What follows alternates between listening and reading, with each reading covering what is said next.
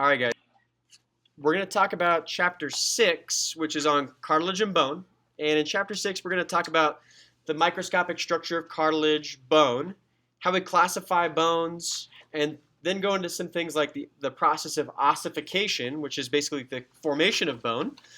Get into a little bit on bone homeostasis, like the factors that promote bone growth or bone breakdown. And then talk about things like bone markings, and then maybe a little bit on aging of the skeletal system, like osteoporosis. In fact, in the last week, both of my grandfathers have broken a bone. One broke his hip, the other one just broke like all the ribs on one side. That's from osteoporosis. So with the skeletal system, you guys, these are all the tissues that are associated with your skeletal system. So it involves things like bones, cartilage, ligaments, and other supporting connective tissues that really just hold all these things together. Those are your skeletal tissues. So bones, cartilage, ligaments, and other supporting tissues is part of your skeletal system. Now we're going to first talk about cartilage. And we mentioned how cartilage was like a semi-rigid type of substance. You guys saw in lab earlier how we had the intervertebral the intervertebral discs between all your vertebrae. And on the model, like there was kind of a rubbery type of material. And that's how it would be in your body too. Cartilage is more semi-rigid. It's not totally immovable, but it's slightly movable. And it's more semi-rigid. Now it's weaker than bone, but it's more flexible and resilient. Now one of the major differences though between bone and cartilage is that cartilage is avascular. So it does not have its own blood vessels within the tissue itself. Now, the major cell type of cartilage is the chondrocyte. Chondro is the root for cartilage, cyte is the cell. So the chondrocyte is the cartilage cell. But all of your chondrocytes came from chondroblasts. And chondroblast is the cartilage-producing cell. And we mentioned earlier back in tissues how when chondroblasts and osteoblasts, when they start laying down cartilage and bone, they kind of trap themselves in a space called a lacuna, right? And when they trap themselves in that space called the lacuna, they can't do anything else. They can't lay down new cartilage because they're trapped. So once these chondroblasts get trapped in the lacuna, they have no other option but to go more dormant. They become less active. And that's when they can be turned into a chondrocyte, whose main purpose is to really just sort of support the existing cartilage. But the chondrocytes don't create a lot of new cartilage. They just support the existing cartilage. But it's the chondroblasts that are the matrix-producing cells. Like they produce the cartilage matrix. In fact, if cartilage is a connective tissue, what are the three things that all connective tissues need to have? Three things that all connective tissues need to have. What's that? Ground substance. Fibers. Fibers. Collagen. That's the fibers. That's the fibers. Ground substance, fibers, and cells. You guys got some studying to do. Ground substance, fibers, and cells. Those are the three main components of all connective tissues. So where do you find cartilage in the body? Well, you have three main types, right? We have hyaline, elastic, fibrocartilage. We mentioned this earlier going back to tissues, how hyaline cartilage is one of the most abundant cartilages in your body. And you're going to find it in places like your ribs. Your costal cartilage is hyaline cartilage. Your nasal cartilage is hyaline as well. Also, at the ends of your long bones is hyaline cartilage. So if you look here, at the ends of all of our long bones, we find some bluish material. This is representing that hyaline cartilage. You can see at the ends of these long bones. In fact, many joints are cushioned by hyaline cartilage. And that's one of the reasons why it's so abundant. And you might wonder, well, how did that cartilage get there? Well, today we're going to talk about basically how most of the bones in your body start out as hyaline cartilage. And so that once that hyaline cartilage ossifies, you get a bony part, but then there's some areas that don't fully ossify and they remain as cartilage, like at the ends of long bones. We call that articular cartilage, and you find this in joints. That's made of hyaline cartilage. Now, hyaline cartilage is flexible, but it's not as strong as, say, fibrocartilage. Because fibrocartilage had a lot more fibers in it, like a lot more collagen fibers, which gave it more strength. And we talked about how for fibrocartilage, you can find it between all of your vertebrae. So your vertebrae are supported by fibrocartilage. That was the intervertebral discs were fibrocartilage. It's tough, right? So it's more semi-rigid. It's tough. This is why in your spine you don't have like bone rubbing up against bone under normal circumstances. Normally your vertebrae are cushioned between the two with a little bit of fibrocartilage. And it's enough to prevent those bones from rubbing against each other. And it gives our spine some flexibility, right? Because if our spine was one big, long bone, where our backs would be rigid and we couldn't bend over. So that's one place you find fibrocartilage. We also find fibrocartilage in the pelvis. So the two halves of your pelvis come together at this little place right here called the pubic symphysis. So the pubic symphysis is one source of fibrocartilage in your body. And you might wonder, why the heck would you want fibrocartilage right here where the two halves of your pelvis meet? Well, it gives your pelvis a little bit of wiggle, a little bit of flexibility. That way when you're walking, each half of the pelvis can kind of move against the other half. And so it makes our movements a little bit more fluid.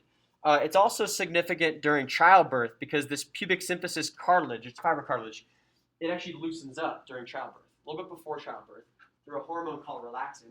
And what happens is it causes the cartilage to become less rigid, more flexible. That way the two halves of the pelvis can open up, and it makes it easier for the fetus to pass through the birth canal. So that also, aids in that process. And I think I might have told you guys this story before, but it was years back. It was like one of my first semesters teaching it, and I asked a question, something about like, what's the function of the pubic symphysis? And I had a student who wrote down, it helps you poop. Right? And the thing about that answer though is it's so dramatic, because think about this: if their pubic symphysis is helping you poop, that means the two halves of your pelvis have to separate for that feces to pass through. That's pretty intense, you guys. I know. And when I saw that, I'm like, that answer is genius. I love it. I never saw him again though. Like he ended up withdrawing or something like that. But I wanted to like just do a nice slow clap if I ever saw him again. So that's the pubic symphysis, some fibrocartilage. And then another source of cartilage, you guys, is, well, first of all, it's elastic cartilage, but you find elastic cartilage in the ear. That's what gives your ears some elasticity, right? They can kind of bounce back and recoil into a resting shape. You also find elastic cartilage forming your eustachian tubes or pharyngeotympanic tubes. So the tubes that connect your middle ear to your nasopharynx, those are surrounded by elastic cartilage, which helps air sort of enter and exit the middle ear. We'll come back to that later. So where do you find hyaline cartilage then? Ends of long bones. In the neck area, because the trachea or windpipe is supported by cartilage. Good. So is your larynx. Your larynx is made of hyaline cartilage as well. That's your voice box. Costal cartilage is hyaline cartilage. And then you guys said the ends of long bones. Very good. Where do you find fibrocartilage? Between all of your vertebrae, and specifically the intervertebral discs. Very good. How about elastic cartilage? Ears. Good. And eustachian tube, or pharyngeotympanic tube. Very good. So the functions of cartilage, you guys, for one, it's just support soft tissues. So you find it like in airways or your ear to support those tissues. Now, the reason why you want to have hyaline cartilage along your airway is it keeps that airway open while you're inhaling, right? Have you guys ever tried to drink a milkshake or something through a straw, and that straw just collapses every time you try to suck on it, and it's like frustrating because you can't get any milkshake up, because and then the straw collapses. Well, what if that happened if your airway collapsed every time you try to inhale? You try to inhale, and it sucks closed. Well, then you couldn't really breathe, right? So what keeps your airways open or patent is the cartilage that supports them. So all along your trachea and your bronchi, there's cartilages that prevent the collapse of those airways, and they're held open, if that makes sense. They also form the gliding surfaces at joints or articulations. So to articulate means to connect. So at joints, you find hyaline cartilage forming these nice little gliding surfaces. But what's also really interesting about cartilage, you guys, is that it also serves as a precursor for bone growth.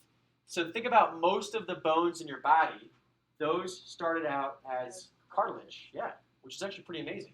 In fact, if you look at pictures of like fetuses in utero, like early on in development, the first 8 weeks and that kind of stuff, you'll find that their bones are clear, like they're see-through. They're not really totally clear. They're sort of transparent. They're kind of red, but it's basically cartilage. There's no bone yet. The bone comes later because it starts out as cartilage and then it ossifies or turns into bone. Okay? So we'll talk about that process today as well. Now, There's two patterns of cartilage growth. We have interstitial and appositional. Interstitial means within the tissue. So interstitial is where new cartilage grows from the inside. And so that the old cartilage you're going to find on the outside, and new cartilage is growing from the inside. Okay?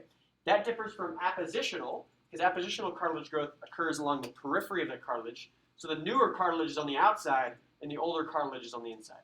Okay? Just two different forms of cartilage growth. Now, with interstitial growth, you guys, the mitosis here, cell division, occurs in chondrocytes of lacuna, deep within the cartilage. Remember, the lacuna is just a space that chondrocytes occupy. And what happens then is that once this chondrocyte divides, it'll form chondroblasts. Remember, chondroblasts were the cartilage-forming cells. So these things lay down new cartilage. And each of these chondroblasts synthesize and secrete new cartilage matrix. And the cartilage matrix is really just like the fibers and ground substance that make up cartilage, that particular type of connective tissue. Now, this new matrix will separate the cells, and then these osteoblasts now exist in their own little lacuna, which then when they go dormant, then they are now technically called, I said osteo, chondroblasts. You find them in their own little lacuna. When they go dormant, then now they're a chondrocyte.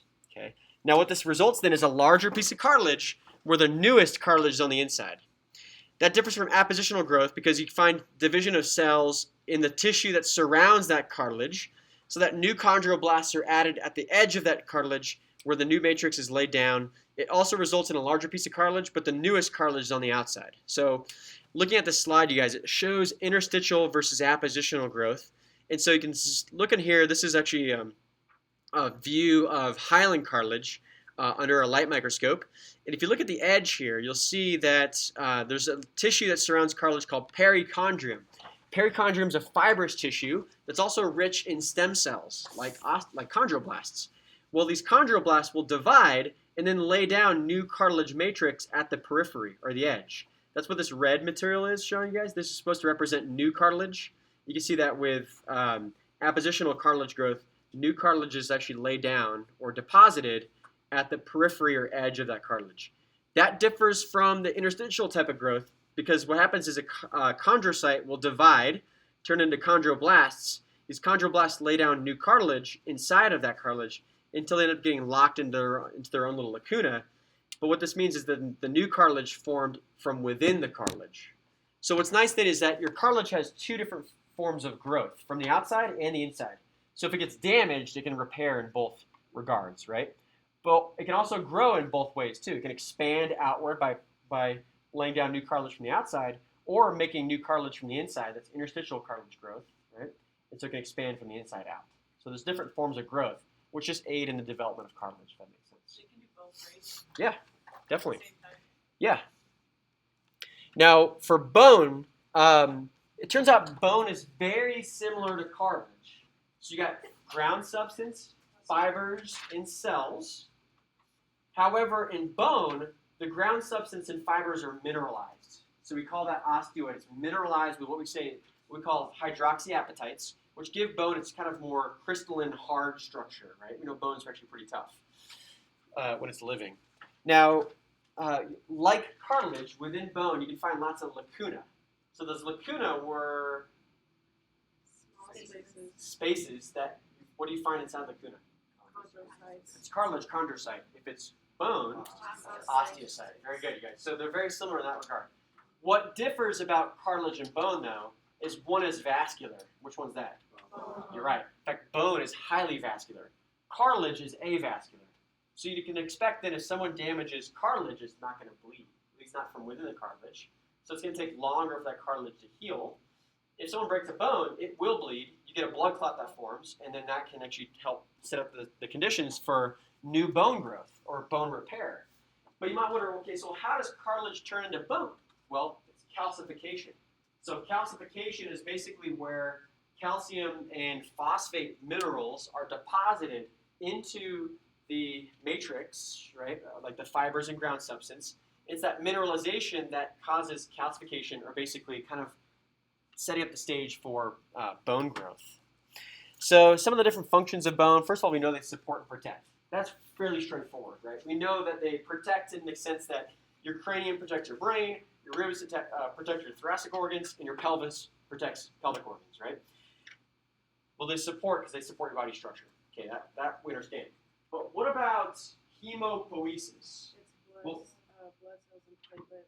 It creates blood. Yeah, very good. Exactly. Hemo means blood. Poiesis means to create. So bones can make more blood, especially blood-formed elements like blood cells, like red blood cells, white blood cells, and platelets. That comes from bone, red bone marrow. We know bones are involved with movement because they have skeletal muscles attached. Fairly straightforward. But bones also act as a reservoir of minerals and lipids, right? Bones, because it's mineralized material, they can store excess calcium for later use. So let's say if you didn't have, calcium in your diet for a year, well, you could still survive without that source of calcium, but you're going to derive it from your bones. So what happens is you can start to break apart bone to release that calcium into your bloodstream for your other cells to use. So bones can store calcium, but bones also store energy, but energy in the form of lipids, because some of your bones have yellow bone marrow, which is basically just a lipid-rich substance. So they're involved with energy storage too. Sorry, just a question about that. So, is that why patients that suffer from anorexia a lot of times have osteoporosis? Is because the body's trying to find the calcium and nutrients from the bone then? Probably. Okay. Yeah. That's a great point. So bones come in lots of different sizes and shapes, you guys. We got long bones, short bones, flat bones, and regular bones. Well, guess what? They're named for how they look. So long bones are longer than they are wide, hence the name. Short bones are basically nearly equal on all sides, so they look kind of short, right? Flat bones, guess what? They're flat, right? About as flat as a hand or so. And then irregular bones have more complex shapes. So based on what we learned about today, what do you guys think is an example of a flat bone? Yeah, like cranial bones. Frontal bone, parietal bone, occipital bone, those are pretty darn flat, right? You saw how thin they were. They're actually much thinner than my hand. What about an example of like an irregular bone? Yeah, vertebrae. Very complex shape, right? Lots of different processes coming out in different directions. So that's an example of a regular bone. Next week, we'll talk about some of the short bones and long bones. Those are associated with your appendicular skeleton. So an example of a long bone would be like your humerus or your femur. Those are really long, right? Even your finger bones or phalanges. Those are also short bones. I'm sorry, long bones. Short bones would be an example would be like your carpals or tarsals. So wrist and ankle bones are examples of short bones. So that's basically what this slide is showing here, you guys. So the flat bone here, they're showing as your frontal bone. They're showing an irregular bone as your thoracic vertebrae. A long bone as your femur, and then short bones as one of your bones of your foot.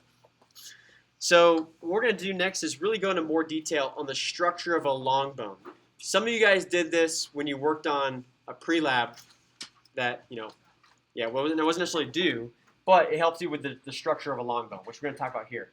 So all long bones have these three main parts. They got a diaphysis, an epiphysis, and a metaphysis. Okay? Diaphysis is the long, centrally elongated shaft of a long bone. Okay? The epiphyses are the rounded ends of that long bone, and the metaphysis is right in between the two. So you're going to have a diaphysis, metaphysis, and then epiphysis. I know, it gets kind of wordy. Lots of physises, right? So let's check this out. Well, it turns out that the epiphyses are surrounded by articular cartilage. That was hyaline cartilage that forms some gliding surfaces at joints.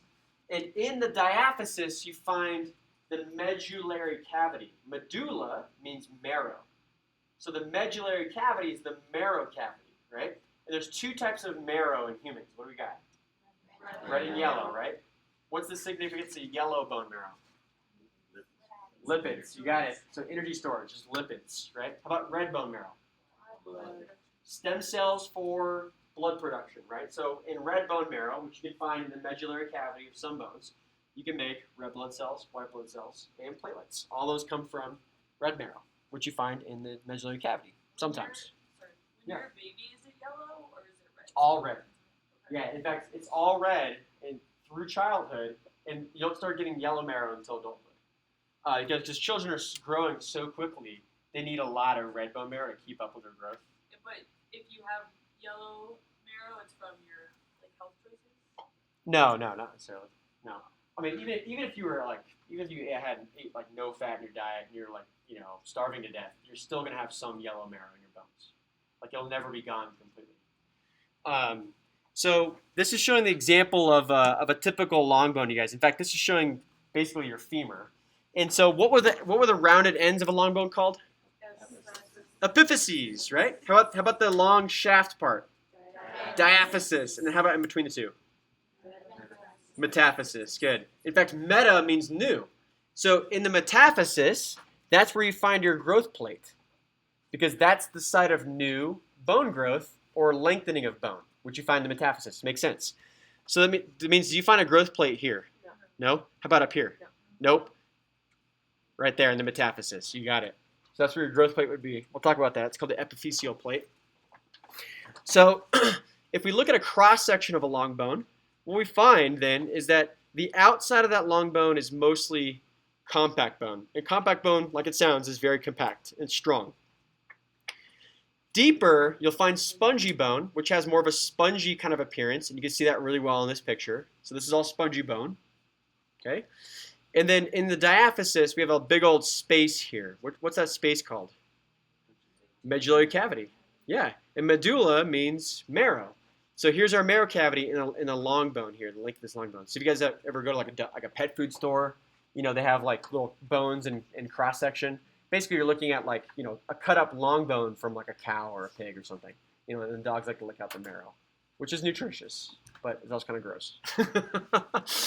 And if you guys ever had like marrow bones before, they're also very tasty. But it's also like lipids. That's why it's so good, right? So I know.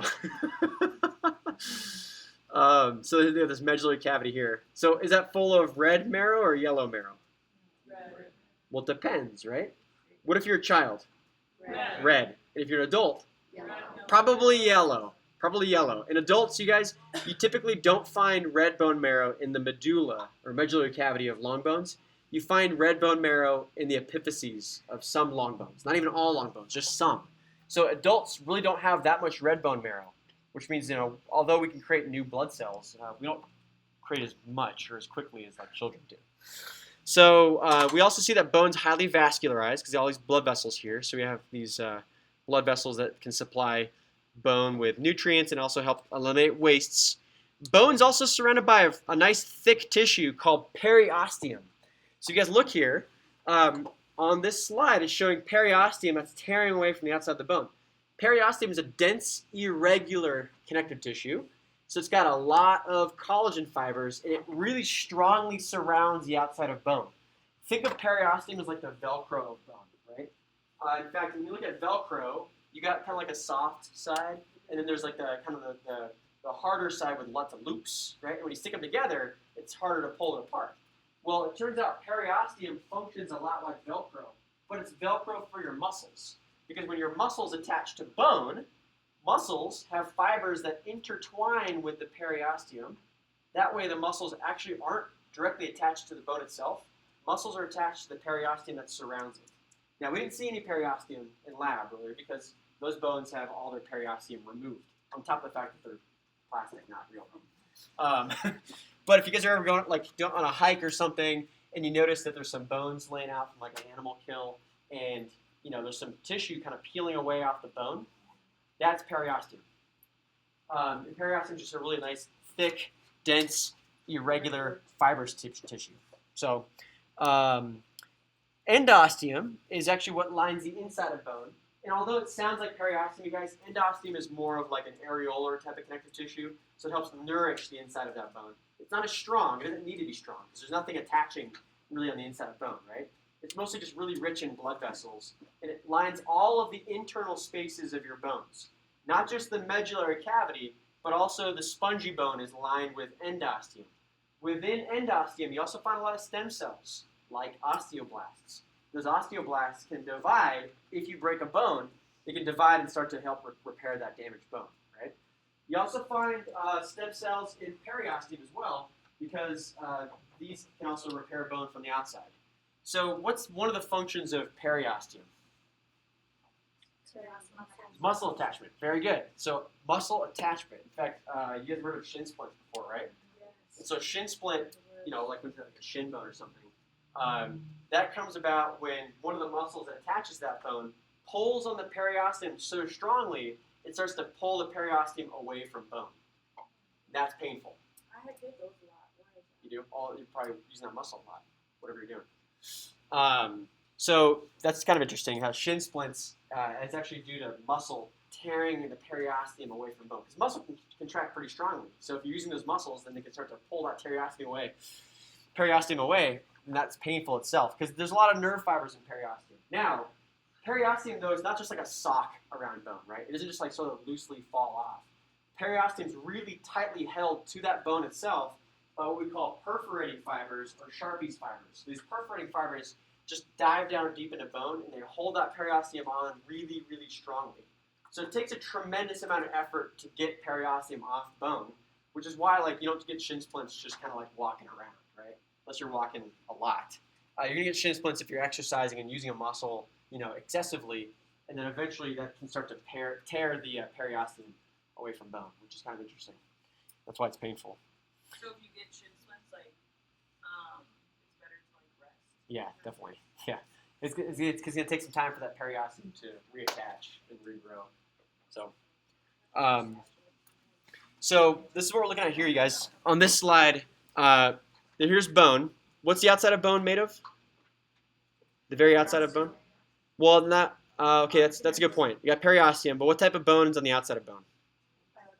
Compact bone, right? So this is compact bone. You guys can see some osteocytes here in the bone. Here's periosteum.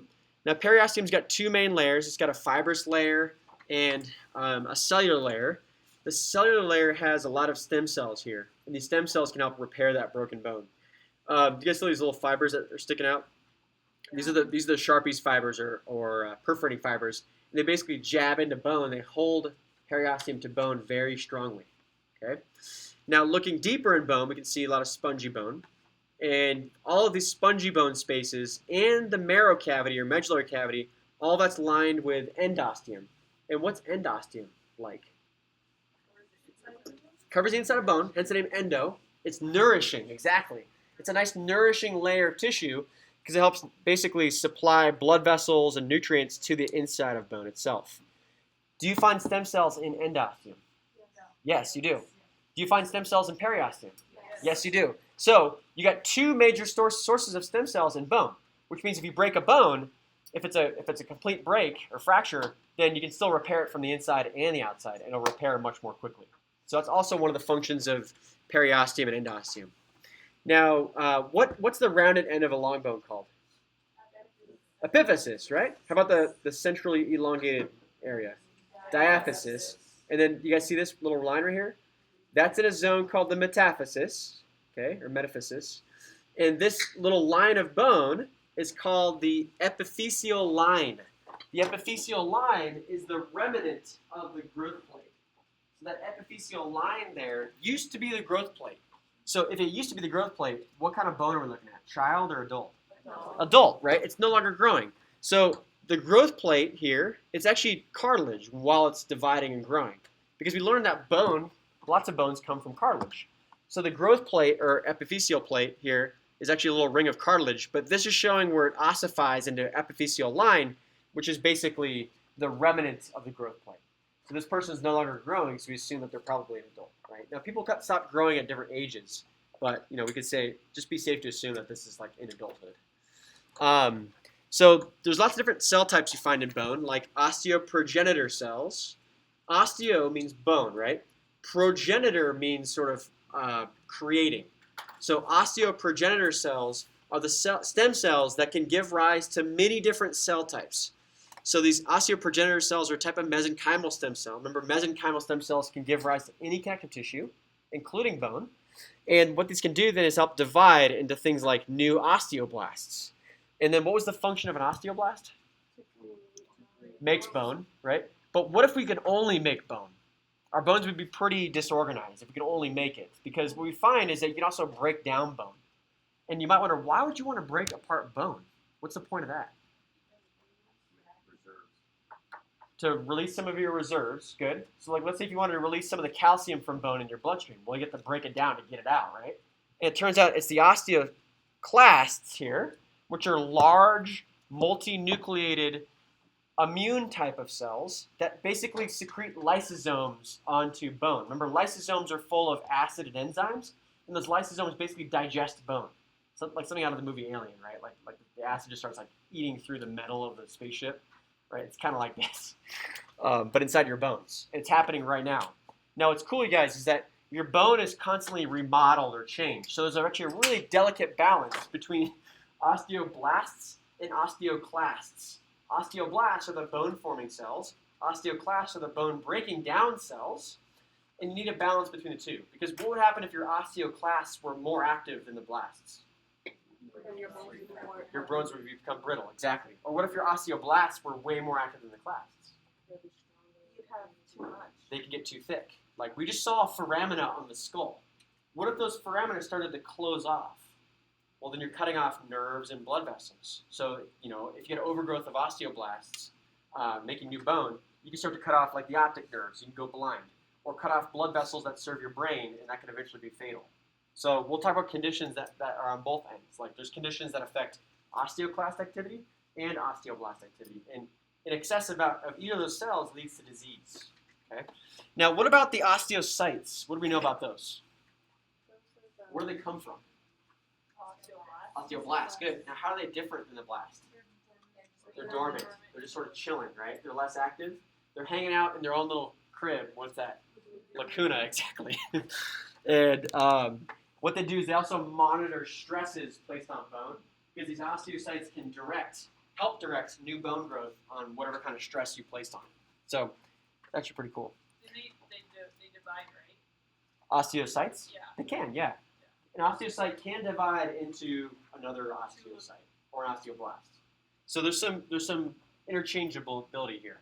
But what's important to note, you guys, is that osteoclasts can't come from the blasts or progenitor cells. Osteoclasts come from red bone marrow. In fact, they come from the immune cell line because osteoclasts are more like an immune cell than like a bone stem cell, if that makes sense. So if they come from bone marrow, where are you going to find osteoclasts in your bone? Yeah, in the spongy bone. Guess what? That's how it got spongy because the osteoclasts started eating it apart. And when they ate that bone down, then what you're left with is big spongy spaces due to those osteoclasts. Where else might you find osteoclasts? If it comes from marrow. In the medullary cavity. You got it. You shouldn't find them in the blood. That's a good guess. You shouldn't find them in the blood, though. If you do, then that's not good. So what this slide is showing you guys is just of a cycle of these things. You know, let's say if you break a bone or you want to grow new bone, these osteoprogenitor cells can turn into a blast. You know, osteoblasts make new osteoid, or basically bone matrix, and then when they're less active, they can turn into an osteocyte, which is more dormant. And that's why the cell looks smaller. It's just it's more dormant. There's less organelles. Now, up here shows the osteoclast, right? Where do osteoclasts come from? Actually, they don't. They come from marrow, yeah. So osteoclasts come from marrow. And do you guys see these immune cells that are fusing into this one big cell? Basically, the osteoclast is made of like mini immune cells that are fused together. And they form this huge cell. We call these giant cells, or osteoclasts. They're multinucleated. They create a tremendous amount of lysosomes, and they secrete that onto the bony matrix. How weird is that, right? So like osteoclast is actually made of lots of cells that fuse together to form like a big old like Megatron thing that like eats your bones from the inside out. That's nuts. So what if someone had a giant cell tumor? What's going to happen there? Like a tumor of osteoclasts. Yeah, you might kind of start to eat through bone. Exactly. Good.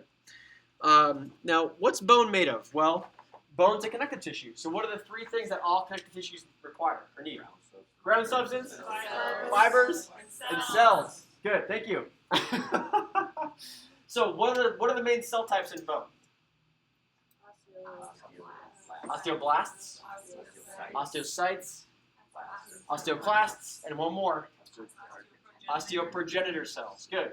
So where do you find these osteoprogenitor cells? They're mesenchymal stem cells, right? Where do you find these stem cells then? You got it. Outer layer, inner layer. So periosteum, endosteum. Very good. Where do you find osteocytes? In the lacuna. In lacuna, which are all dispersed throughout the bone itself. What about osteoclasts? Good. So basically all the inner spaces of your bone. So it kind of eats it from the inside. Okay. So if you see here, cells, collagen fibers, ground substance. Now what happens, you guys, is that our ground substance is mineralized in the bone. So instead of having like a loose ground substance, it's highly mineralized, which makes it stronger, tougher, more like a crystal, like crystalline. And it's mineralized with what we call hydroxyapatite. Hydroxyapatite is calcium phosphate minerals or salts. And what these do is basically help make your bone stronger. In fact, bone has the same tensile strength as steel. So your bones are as strong as steel along their length. But this is living bone, not dead bone, right? You guys might maybe be familiar with like bones that are dried out in nature or something you come across. And you'll notice they're really weak when they're dead. In living bone, bones are as strong as steel, which is actually pretty cool. And their tensile strength, not on their side, but like along their length. So it's actually pretty neat. So one of the things that helps give them their strength then are the hydroxyapatites. Now, we talked about those two main types of bone, compact or spongy. Where do you find compact bone again? The outside of bone, right? How about spongy? Inside, right? So spongy's on the inside. Why? Why not just have all your bones be compact? Why even bother with this spongy material? You need blood vessels.